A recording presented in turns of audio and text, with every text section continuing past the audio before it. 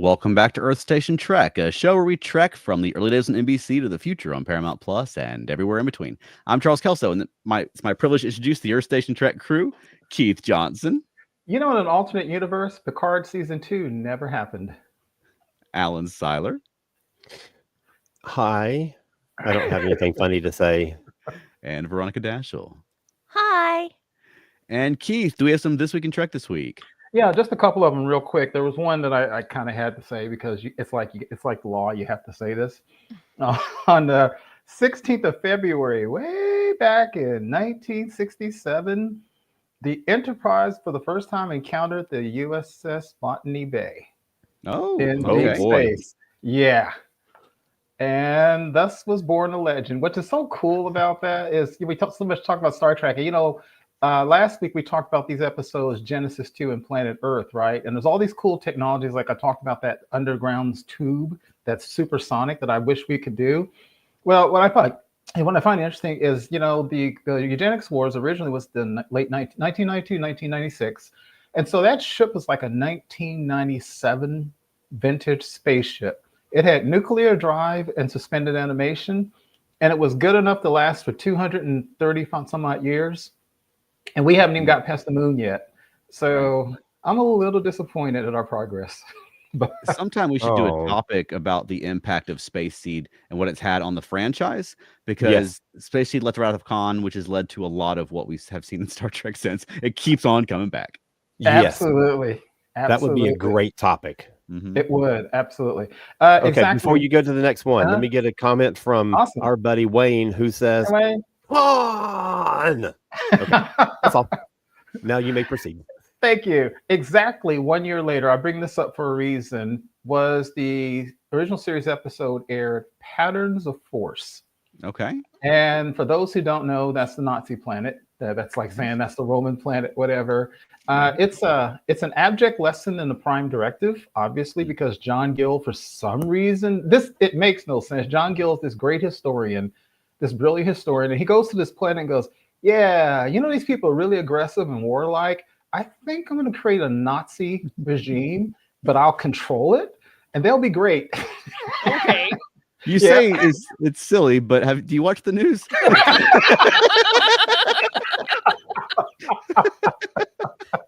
Point. Yeah. And I'm sure the little trivia that when you Star Trek trivia game, I'm sure as you know, this was one of a handful of Star Trek episodes that was not aired in certain regions of the world for decades, such as in Great Britain and for obvious reasons Germany, because the Nazi imagery was very disturbing, and of course for a long time it's basically illegal to show Nazi imagery in Germany. But in Britain, the main reason was that it was too brutal, because there's a very graphic scene where Kirk and Spock are being whipped. And again, if you think about this is 1968 on primetime television in America, and you had two men being whipped. That's a big deal way back in the day. Right. Yeah, and then one more. Well, this is really, I want to bring this one up, y'all, because this is absolutely in the theme. 19th of February, 1990, one of my all-time favorite episodes of Star Trek, Yesterday's Enterprise. Oh, that's a and talk about what if. I mean, that's that whole show. What if the Klingon Federation War had taken place? And we know what happened in that alternate reality. The Federation lost. Yeah, well, that's a really good segue. Alan, did you want to cue up what we're talking about this week?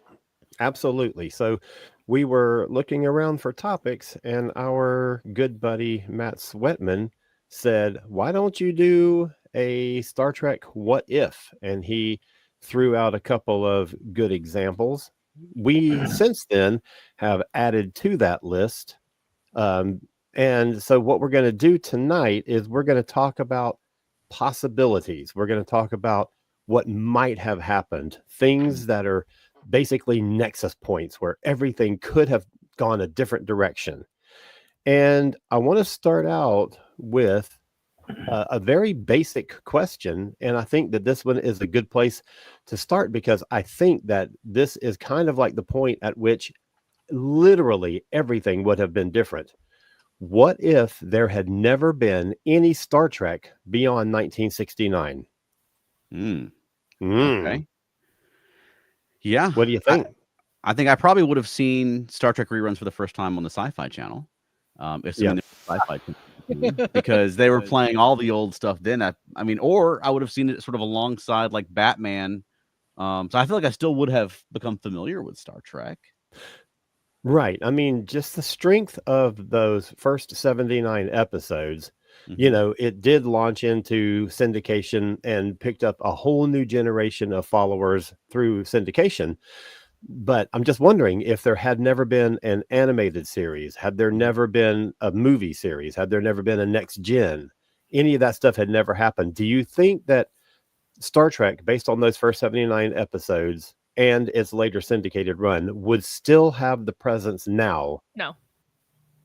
But let's think about other shows that were happening at the time, like Lost in Space and Time Tunnel and some of those other things. We love those shows. We remember those shows fondly. Do you think Star Trek would have stood out apart from those shows? Do you think it would have been more fondly remembered than those ones? Well, I think even before it came back to television, Star Trek was already more fondly remembered than a lot of those shows because you had that passionate fan base that started doing conventions. So assuming that still happened, I think that there still would have been that first generation of Star Trek fans, but then you just wouldn't have had the influx with the films and Next Gen and DS9.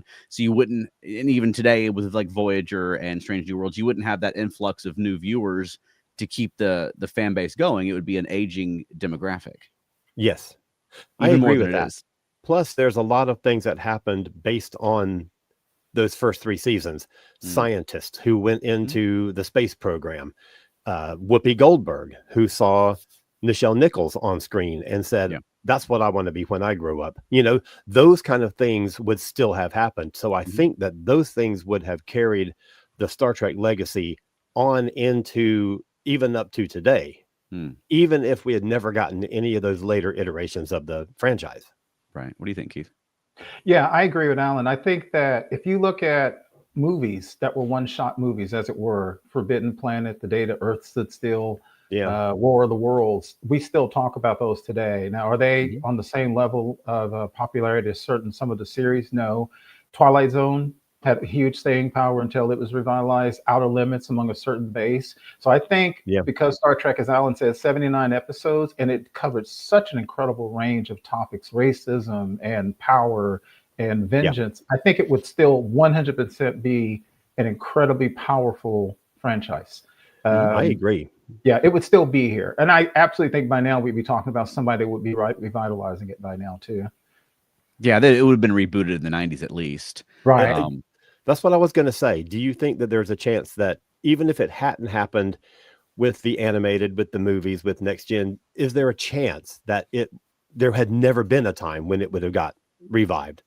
I think it would almost inevitably been revived. I think it would inevitably, especially recently. I was thinking to like Lost in Space, because for me, with my limited knowledge of those types of shows from the 60s, that's the closest thing to Star Trek for me. And it did get a revitalization recently. And I feel like if Star Trek hadn't continued on like it did, I feel like it would have I feel like it would have been bigger than Lost in Space, just because there was more passionate fans. As far as I know, I don't know. Maybe there were Lost in Space conventions that I don't know about. There were not. I'll tell you that right now. Well, Lost in Space also had a 90s reboot, along with like the Addams Family and The Fugitive and Maverick and Beverly Hillbillies, because they were mining 60s TV shows. Yes. So I think Star Trek definitely you'd have had like a Kiefer Sutherland playing Captain Kirk or something in the 90s, you know? But Lost in Space had an animated thing too. I know. Yeah. I know.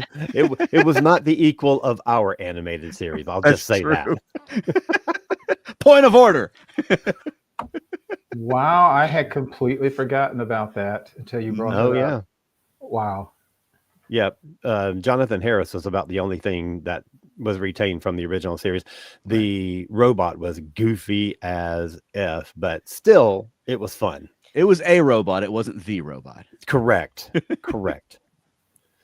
There is only one, the robot. Right.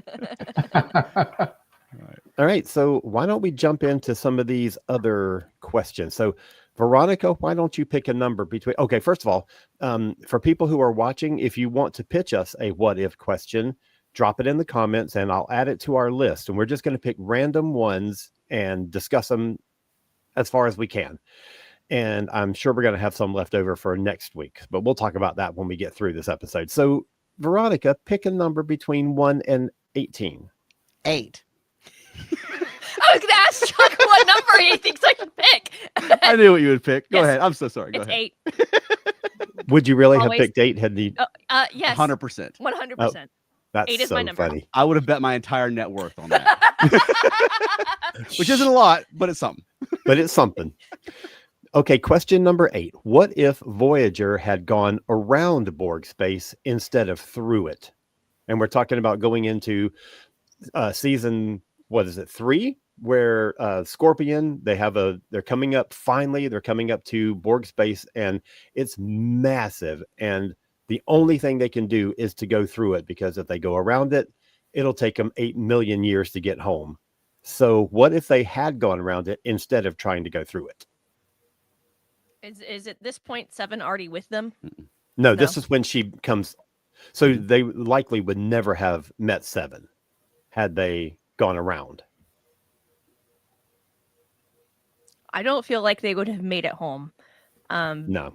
Because I feel like the stuff, the knowledge that they acquired while they were going through the Borg territory, and the knowledge that 7 contributed throughout their journey, it would have made it nearly impossible for them to make the connections that they needed to, because the Borg connections were like a large part of how, and I don't remember Voyager that well, shocker. Mhm. But they were a large part of how they could get as far as they did get.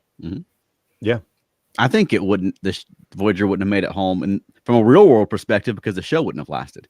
Because True. adding 7 of 9 was a huge shot in the arm for Voyager midway through, for the storytelling on the show, for one, but also the whole sexy Borg thing on TV Guide, and like there was photo shots of or cover shoots with her and Lucy Lawless, and like she became a genuine pop culture hit there for a while. And they had Jerry Ryan on all the talk shows, and all the talk show hosts were absolutely delighted to talk to her. And we can, obviously there's a whole separate discussion to be had about the handling of that character. But I think that for mid 90s TV or late 90s TV, that was a huge shot in the arm for the show from a creative perspective, as well as just from like a marketing perspective. Yeah, and I think from marketing, absolutely adding 7 changed the trajectory of that show. But I think creatively, just like you're saying, creatively, I think that it was a big thing too, because I kind of feel like Janeway, they had done their thing with Janeway.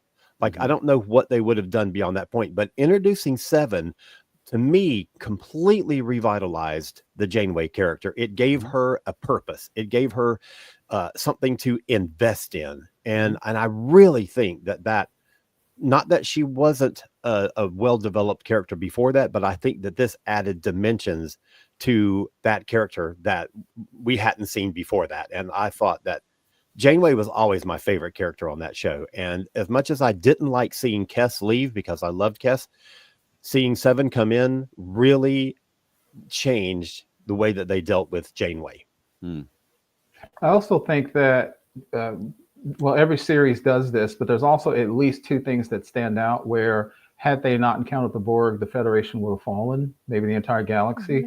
One, the Borg themselves, because ultimately they defeated at least that iteration of the Borg. I can no longer keep track of what a Borg Queen is, but whatever that iteration was in Voyager, they stopped them. So that's one thing, they stopped the Borg. But the other thing is, you realize if they hadn't encountered the Borg, species 8472 would have run rampant, because remember, the Borg started that fight, and then the Borg were like, crap, what do we do?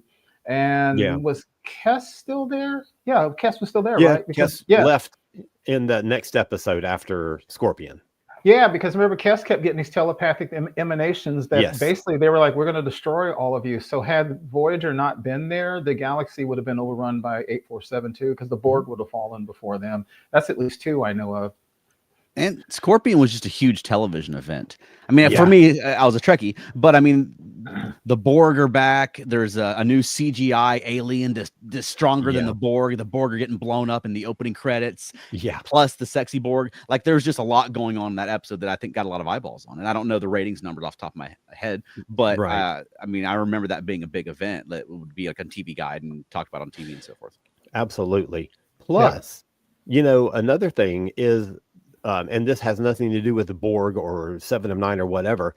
And I don't know that this was something that drew viewers or anything, but the drama between Janeway and the hell's his name? Chakotay. Because they were like at odds with each other, you know? Right. They disagreed with the course of action, and as soon as Chakotay had a chance to do it, he disobeyed everything that Janeway said. And I thought that that both of those characters were so well written and so well represented in that story. Agreed. Okay, so Wayne chimes in by saying, being the cynic that I am, it was inevitable because we had network execs looking for an excuse to milk the franchise again and dropping the ball by not recognizing the show's target group. And I think he's talking about whether Trek would have been rebooted. Okay. Yeah, I think we all agree on that. It inevitably would have happened at some point. Right. Right. Right. Okay. Is that all we have to say about the Borg? Sure. Because we could do a part 2 of that question, and that is, what if Kes had never left? Or what if Kes had left? What other character would they have added had it not been Seven of Nine? And would any of those things be as successful as them adding Seven of Nine? I think we probably would have got some kind of a version of Seven of Nine. Probably they would have, Voyager would have had to create some kind of new big bad. But the big bads they created on the show never really caught on. The Kazon, the Vidians, they didn't have a Dominion, you know? Right. I thought the Vidians were the best of the bunch. But but they weren't grabbing audience. They weren't like Borg level. Right. Yeah, they weren't Klingons, let's just say that. Right.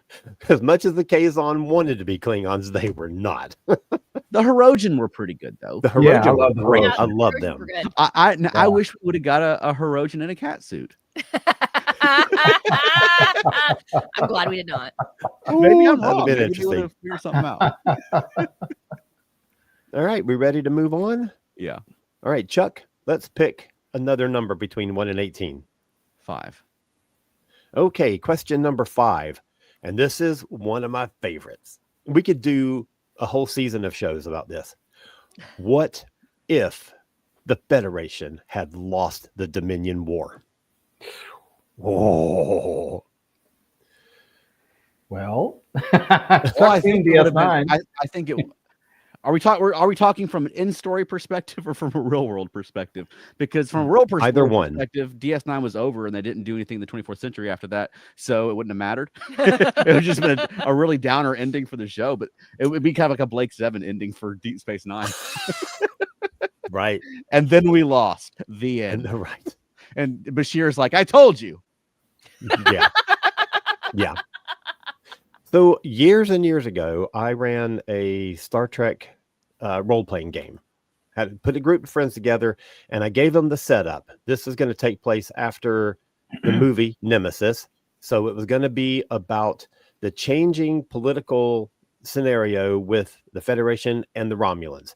And they were on a mission to go to Romulus, and they were going to be doing a diplomatic thing with the Romulans, and they were going to try, all this kind of stuff. So on their way back from their visit to Romulus, so we played like 3 or 4 sessions, all based on that. And that's as far as they knew this game was going to go. On their way back, they encounter a spatial anomaly or something. I don't even know. And they end up in a parallel universe where the Federation had lost the war to the Dominion. And that was the real game. The players had no idea that's where we were going with it, but I had this whole thing set up. Like, we're going to do an alternate reality thing where you are basically the only Federation ship that's in operation.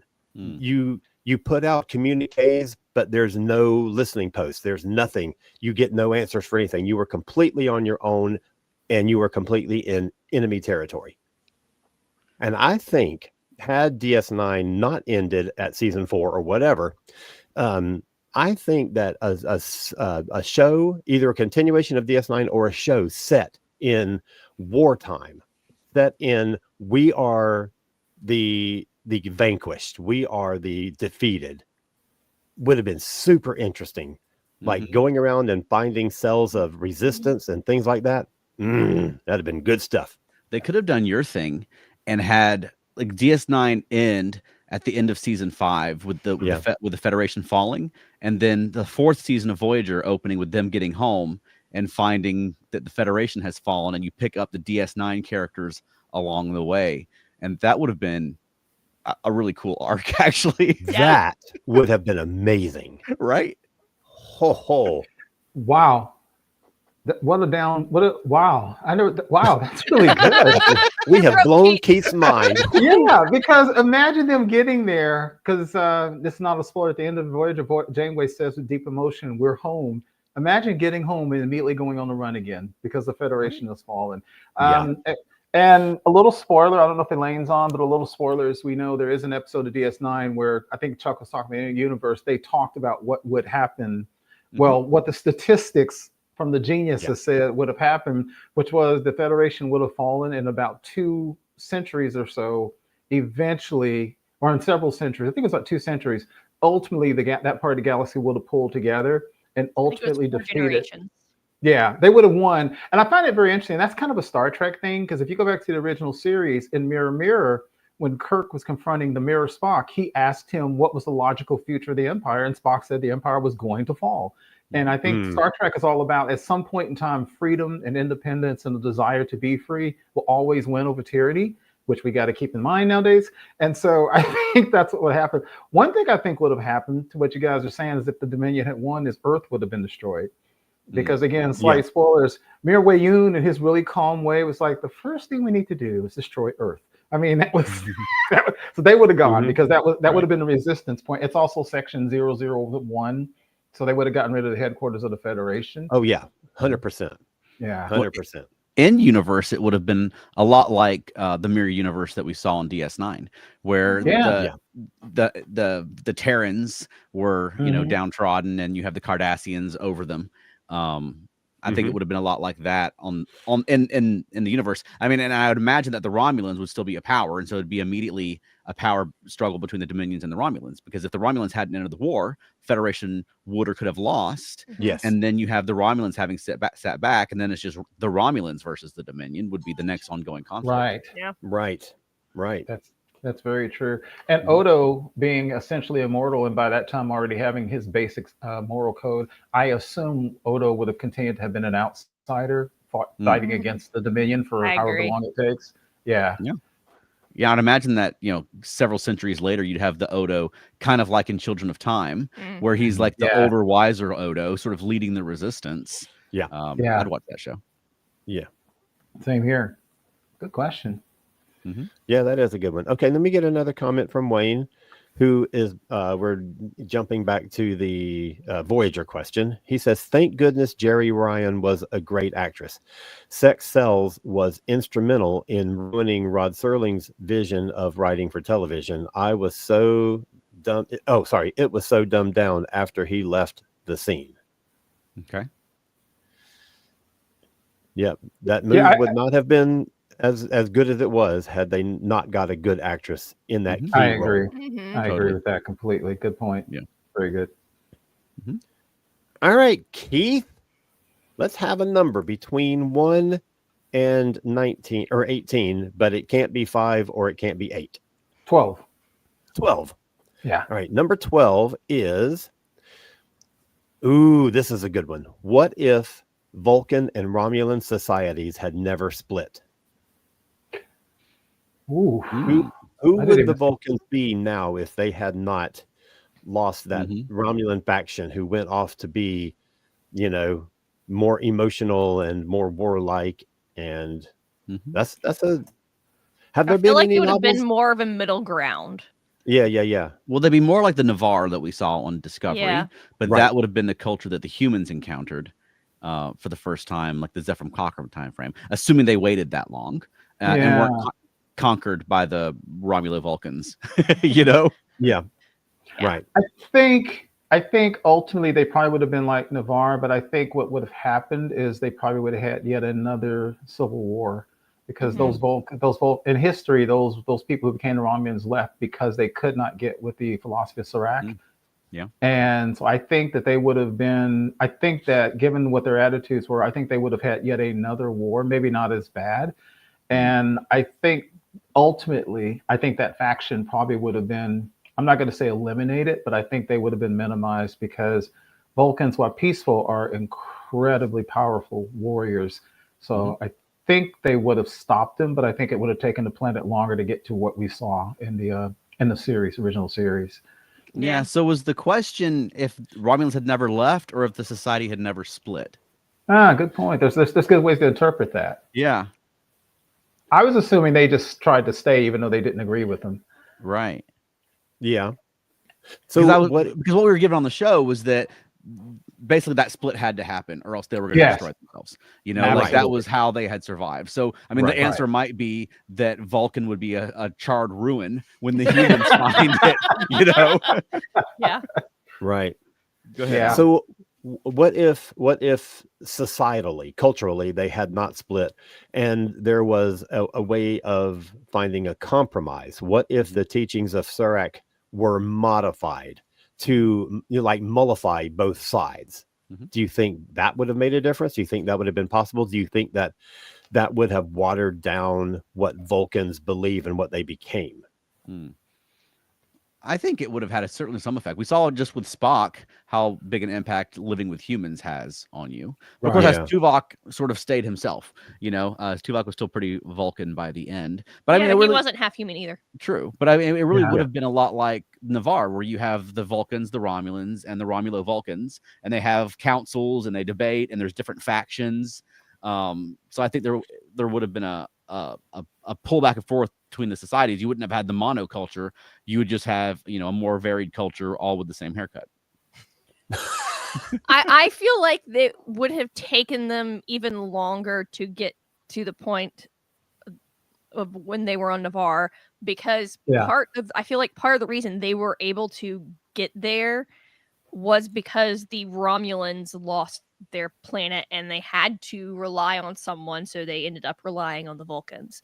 And I think that's a large part of why they ended up working together after 900 years. Yeah, Wayne's got a comment there that makes an interesting sort of part 2 to this question about Spock. You see that one there? There's this one, which, middle ground. Spock would have been, how do I say this? More interesting. So that's the thing. Like, who would Spock be on the original series? Because that's our entry into Star Trek. So it's a more Romulan Spock. You know, a Spock who believes not in logic necessarily, but as much in honor and dying heroically, and you know what I mean, like a sort of like if the balance of Terror Commander had been Spock, you know, or Spock had been more like that, you know.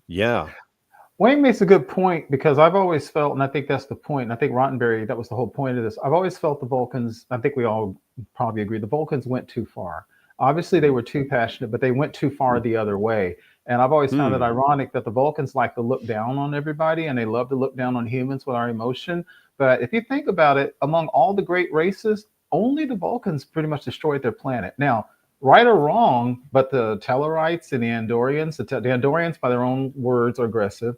And the Klingons, they channeled their aggression, not necessarily rightly, but they channeled it. The Vulcans are the only one that destroyed themselves. So I think I kind of agree with Wayne is saying, what you guys are saying. If they could have, I think there would have been a war and it would have taken longer, but they probably would have been still a very kind of passionate, maybe even scary race, but they wouldn't have been this on the other side. They're too logical in a lot of ways. They're really afraid of themselves, and they probably would have found the middle ground at some point in the future. Yeah, that's the thing with the Vulcans. It's like if you traveled 1,000 years into the future and found out that humanity has conquered, you know, war and bigotry and violence, and we're perfect beings now. But the trade-off is that you can no longer smile at your mother or love your children. You know, like, is that worth it? You know, and you don't see the Vulcans sort of framed in that way a lot. But it'd be really interesting too to see. This is a tangent, but to see a Vulcan from that period come to the future and have to confront like Spock about like, you gave up what? You know? I I think you do see a little bits of that in the Yeah. relationship between Spock and his father. Mhm. And you see that both, kind of early on in Next Gen, but also in the original series, but again in Next Gen at the end of his father's life. You Right. see some of those things, the regret that they have about not being able to express themselves to each other and things like that. And I find those moments really, really interesting. Mhm. Absolutely. I completely agree. I remember one of the most poignant scenes of all the Star Trek in This Side of Paradise, when the spores get Spock and he turns to her, he says, "I love you," and then he says, "I can love you." Mhm. That gets to me every time. Like, that kind of sucks. Mhm. Right. All right. So I have a part 2 for this question, but we're Okay. going to take a break. Okay. And when we come back, we're going to get into the flip side of this scenario. So viewers, stick around and get your what if questions ready to throw into the comments, and we'll see if we can get to them in this episode. So if not, we'll do it next week. So here we go with our little break.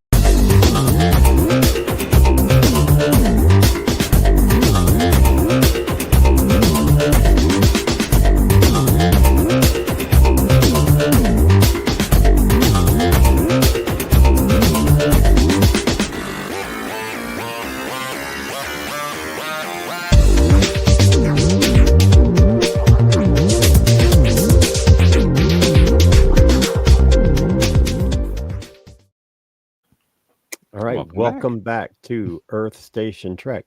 And for those who are watching the live broadcast, as you saw, that was an ad for our new book, That's right. the Earth Station Trek Guide to Star Trek. And I will just say quickly that that book is done. The interior layout is 99.5% finished. I have to put together the cover file, and then it is off to the printer. Your first opportunity to buy this thing, as long as there are no roadblocks or obstacles or anything, will be at Stellar Fest, which is the first weekend in April in Atlanta. So make sure that you join us at Stellar Fest. Now, Oh gosh, that's barely over a month away. Yeah. All right. So by the way, at Stellar Fest, Chuck is running the Star Trek track. Yes, sir. I am running the Doctor Who track, and our rooms are next door to each other. So Mhm. it's going to be so much fun. We're gonna have a good time. Okay.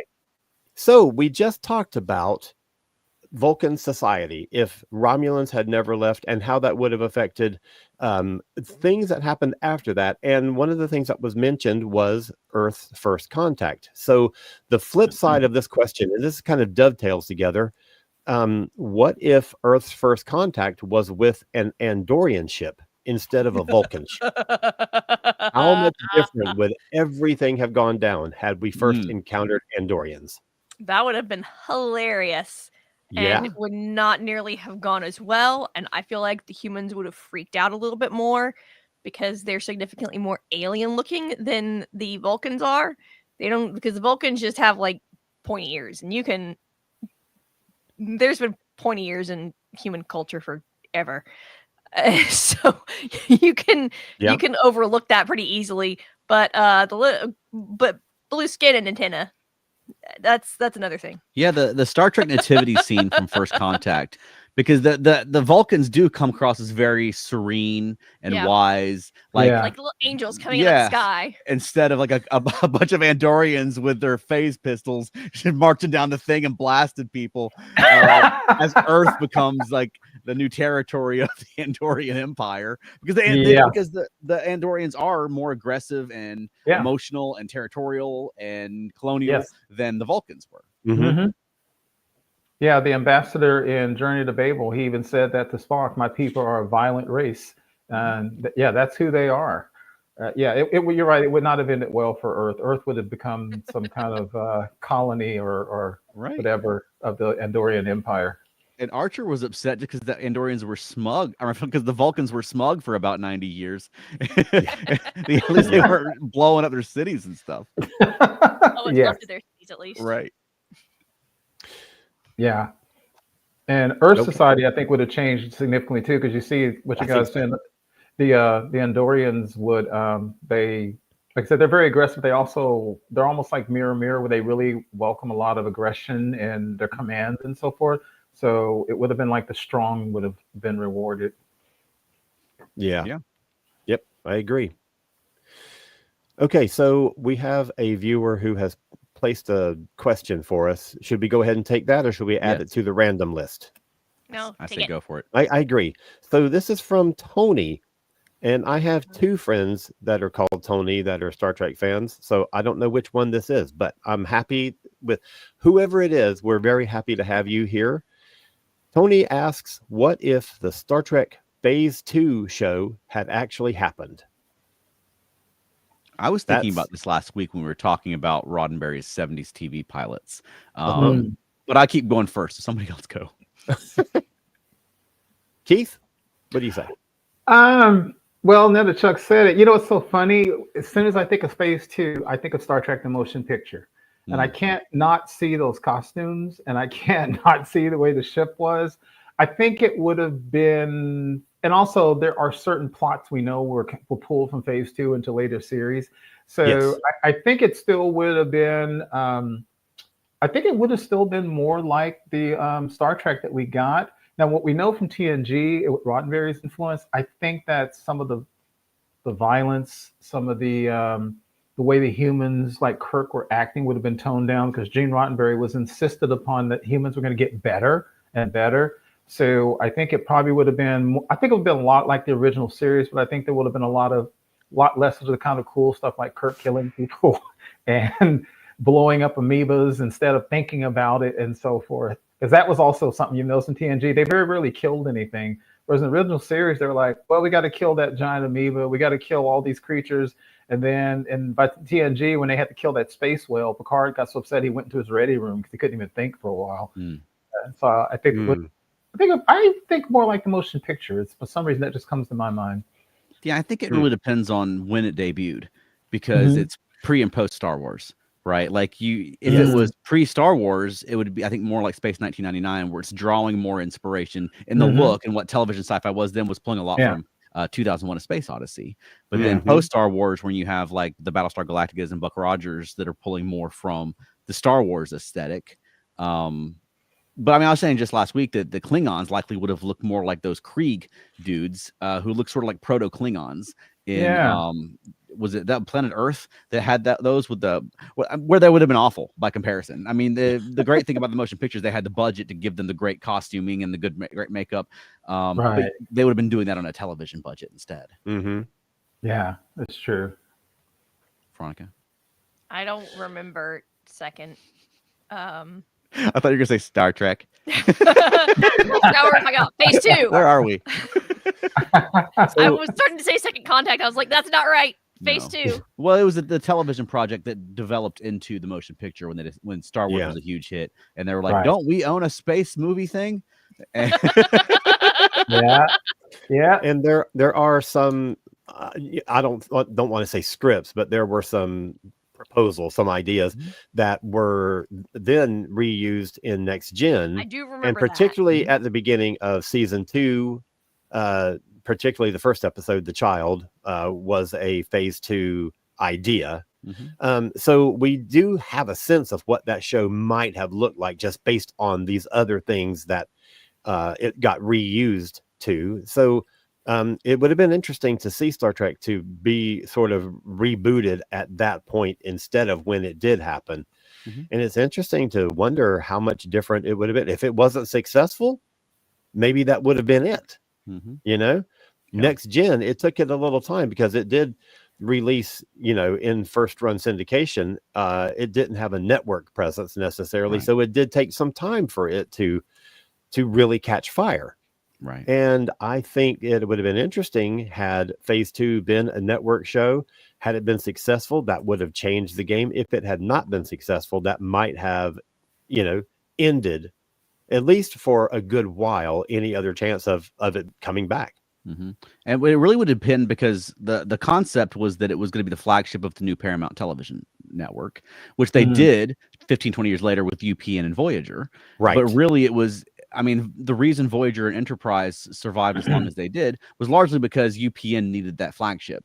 And the Paramount network, it really would have, I think Star Trek's fate really would have been tied to that network. If the network had made it and Star Trek was their biggest thing on it, then Star Trek is going to continue to be their biggest thing on it, Yeah. So I think it may have had a better chance than something like a Battlestar Galactica or a Buck Rogers. The one didn't have the existing fan base in the way Star Trek did, but also if it wasn't trying to be Star Wars, then that's more doable from a budget perspective than doing television. Star Wars is a tough ask in 78, 79.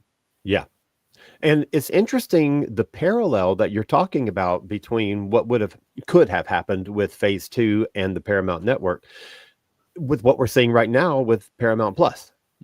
And Star Trek being the flagship of that platform. And there's so many different permutations of what can happen with Star Trek and the uncertainty of its future based on what's happening with Paramount. Yeah. And the Klingons would have been a lot different if K'Tumba had been aired. I mean, that was the big Klingon storyline that went more into like that there were different classes of Klingon, the soldier class and the etc. I don't remember all the classes off the top of my head, but it was it was a different portrayal of Klingon culture than what we eventually got on Next Generation. And so I think the Klingons would have evolved down a different route than they did. Because you'd have had the television program back then, although they would still have been the antagonist. You wouldn't have had the Worf perspective that really shaped the way Klingons became more the way they were just developed along. You wouldn't have the same kind of development of Klingons. Yeah, no, that's absolutely right. Totally agree with that. Okay, so let me get a comment from Wayne. He says, I'm with Keith. Unless they manage to overrule Roddenberry's input, then I think there would be the possibility Trek might have gone the way of the dinosaur. That definitely would have soured his attitude. Yeah. And then another question. This one comes from Mark. Thank you so much, Mark, for contributing a question. And he says, what if Khan had defeated the Allies in the 1990s? Woo. Okay. And so you've got the reign of the Supermen going on Star Trek. I mean, that would have obviously have been a whole different version of the Star Trek universe. Because I mean, you'd have the different classes of people. You'd have the genetically engineered people, or I guess depending on which version of Khan it was, it might have been the eugenically developed people, sort of reigning over the Supermen or reigning over the regular folks. Right. I feel like Earth would have gotten to the same place it eventually got, where it was like after World War III or whatever. But it would have been taken a little bit longer to get there, I think. Okay. So did the Vulcans still come along about the same time and find the reign of the Supermen on Earth? That's exactly what I was going to say. Since we were just talking about First Contact, how much different would that have gone in the scenario that Mark is pitching? They probably would have gotten to warp capable before they were overthrown, I bet. Yeah. Well, that's good. That's true. I could see. Well, they said Khan was the last of the tyrants, and we know that he claimed he was an engineer. I don't know if he was an engineer, but he was very smart. So I agree. Khan ruling reminds me of what Nazi Germany was, because like them or not, they did have people like Werner von Braun. They did create, the B2 bomb. I mean, the B1 bomb, the buzz bombs. And if not for Hitler's anti-Semitic racism, they would have gotten the atomic bomb before us. That's just true, because the vast majority of the people who were behind the development of the atomic bomb was a whole bunch of Jewish people. And it is fact that Hitler did not allow some of the calculations of the Jewish scientists to be used in their atomic bomb program. So we dodged a real quick bullet with that one. So I think that, yeah, I agree with Veronica. I think under Khan, because he was thoughtful and brutal, I think you would have had a very advanced civilization. You would have had an advanced kind of fascist civilization under Khan. Mhm. I don't know what the rest of the world would have been like, however. Maybe we would have come to an accord. I hate to say this, maybe it's like Russia. Maybe it would have been like Russia now. We would still kind of treat with them, but we would have a whole section of the world that would just be different from what we would be like. I could see that happening.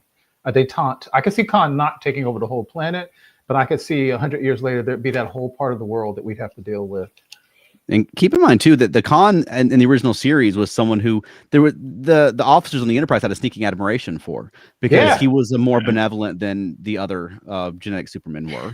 I mean, there weren't mass killings under him. They sort of Star Trek has sort of made him into a bigger villain since the Space Seed than he was originally portrayed as. Because I mean, even like Kirk and them were Spock was aghast at what they were saying, but they were saying that as you know, evil dictators go, he wasn't a bad one. You know, you know what I mean? So I mean, you're right. It could have been that there was a version of civilization on Earth, but then I think it wouldn't be great to be at the bottom of that civilization, but it never is great to be the bottom of any civilization. Exactly. And I think it's impossible not to talk about real world things, but there's something else like on the way Veronica phrased it made me think about. I wonder how many people from the rest of the world would try to get into his society. I can see a lot of people going over to that society because they would think, oh, I'm going to the superior society.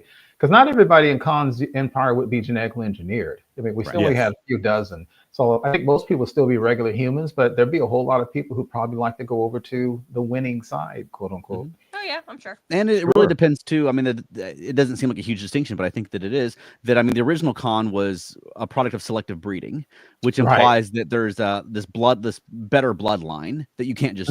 You could marry into potentially, or be enslaved into, but. The genetic engineering thing sort of implies, and they even said in section 31 that a regular person can be genetically engineered into what Khan was, which doesn't happen if your best bet would be to mate with somebody and have like a half superior bloodline person. So it really would be like the noble class, where you can't just become the King of England in 1500, unless you overthrow the King of England or something. You know what I mean? Yeah. Right. That's a really good scenario that was just brought up. So what if the Andorians made? I'm just kidding. Go down the rabbit hole. All right, I love it. And one last thing you said though, however, the Vulcans, we know the Vulcans would contact the civilization when it had warp. I guess they would still come, but would they try to work with Khan?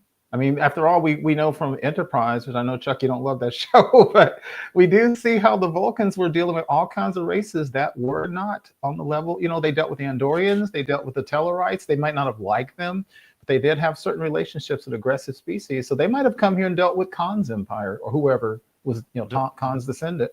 There would be a Vulcan monastery on Alpha Centauri that is hiding a secret listening device that is watching Earth, just like they had with the Andorians. Right. Yeah, that was a great question. Yeah. Yeah, absolutely. Okay, Veronica, why don't you pick a number between 1 and 17? I have no idea this time. 4. Except for 5, 8, and 12. She says 4. It's half of 8. Good. Yeah. Okay. So this one we kind of know at least a little bit. What if Genevieve Bujold had stayed on as Janeway?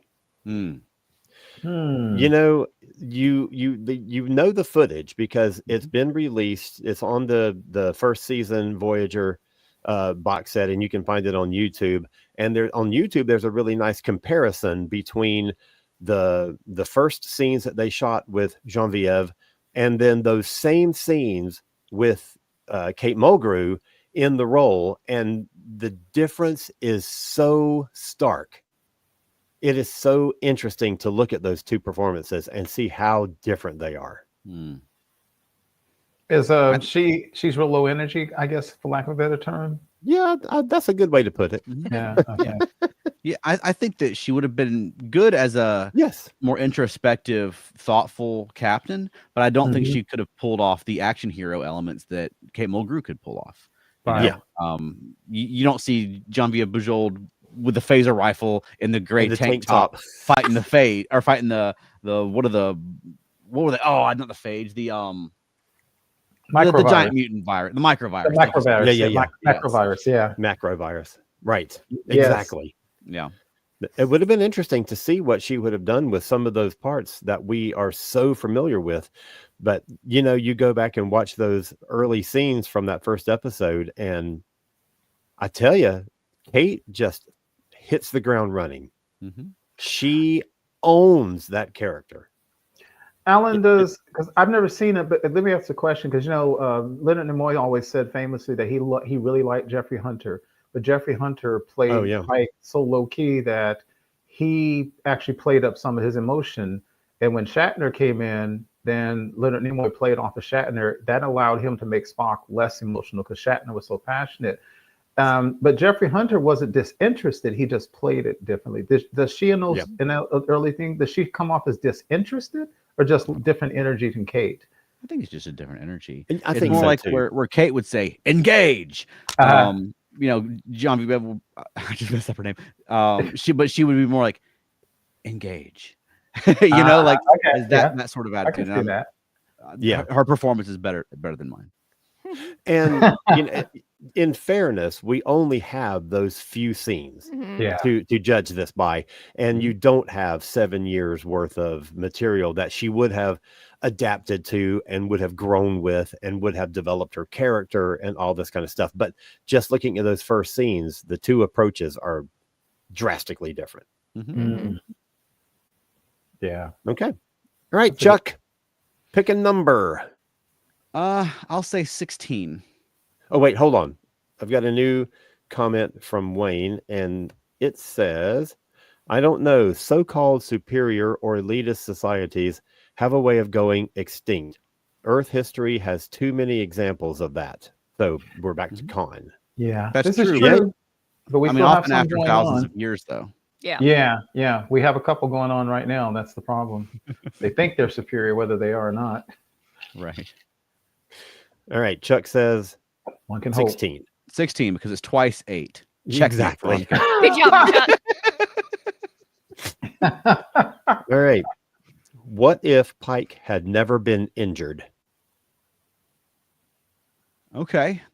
I think they wouldn't have been able to get Jeffrey Hunter back. Right? Because he wasn't coming back for a guest spot on Star Trek. So it's either recasting an older actor to play him, because if they still want to incorporate the flashbacks, that's how they did it without being able to get Jeffrey Hunter back, was by putting him in all the makeup. So you'd have a different conceit to conceal, or to have a different actor play him. You know what I mean? Yep. Exactly. I was thinking about this one when I was putting this list together, and Keith, I think this is one of the ones that you put on the list, and I was thinking about it, and I'm like, I don't really know. I don't really have too much of an answer for this one. I don't know that Kirk would have gotten the Enterprise. Well, he was already off the Enterprise when he got in. Yeah. Oh, true. Yeah. He was on Class J training ship. Yeah. He was promoted to fleet captain at that point in time. I don't know that one day. Yeah, I know. Yeah, there's a sore point. He was fleet captain for a day when he met Kirk. Yeah, I think a lot of the Star Trek universe world would have played out the same, but I think what we would have, I think Pike would have gone on to become obviously a great, I really miss the Commodore. That's just me. I miss Commodores. He would have gone on to become a Commodore and then an Admiral. And Star Trek, pretty much everybody who's anybody ends up becoming an ambassador. It's kind of their thing.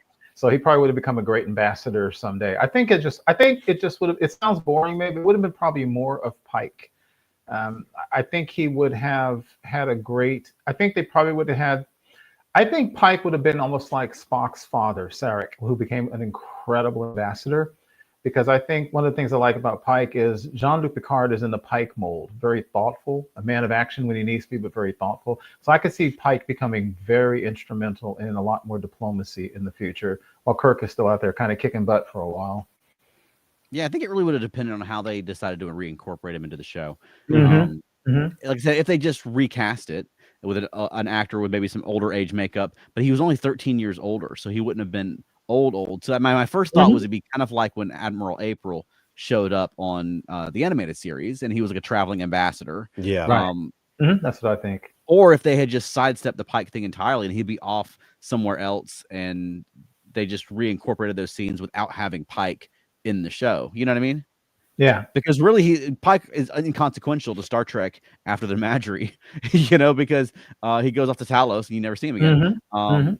But they'd have to, if they would have to reintroduce him as a character for him to continue to be. I mean, if we're just talking in universe, though, I mean, I guess you could have Captain Pike or Fleet Captain Pike or Admiral Pike just turn up. Yeah. And if this is just a Fantasyland thing, then it's, you know, he looks like a slightly older Jeffrey Hunter. I don't know. Okay, Mark says if Pike would not have been injured, Kirk would have assassinated Pike to become fleet captain. Wrong universe. And Wayne says, wrong universe, man. Right, Wayne. That's funny. Oh, that's good. All right, so we're right at time, and we didn't quite get halfway through this list. So do we want to do it more next week? Let's do it. That works. All right. This was fun. Yeah. So maybe you want to throw the question out as like a to be continued. Dun dun dun. Which one? Like the first question for next week, and we don't answer it until next week. Okay, and so then, Keith, you get to pick the next number.